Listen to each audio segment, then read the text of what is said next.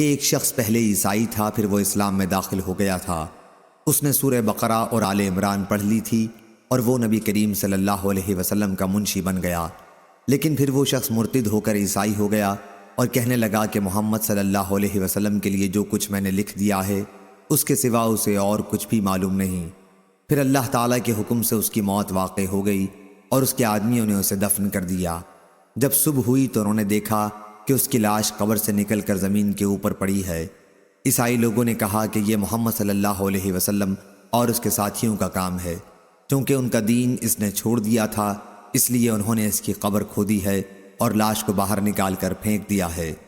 چنانچہ دوسری قبر انہوں نے کھودی جو بہت زیادہ گہری تھی، لیکن صبح ہوئی تو پھر لاش باہر تھی۔ اس مرتبہ بھی انہوں نے یہی کہا کہ یہ محمد صلی اللہ علیہ وسلم اور ان کے ساتھیوں کا کام ہے، چونکہ ان کا دین اس نے چھوڑ دیا تھا، اس لیے انہوں نے اس کی قبر کھود کر انہوں نے لاش باہر پھینک دی ہے۔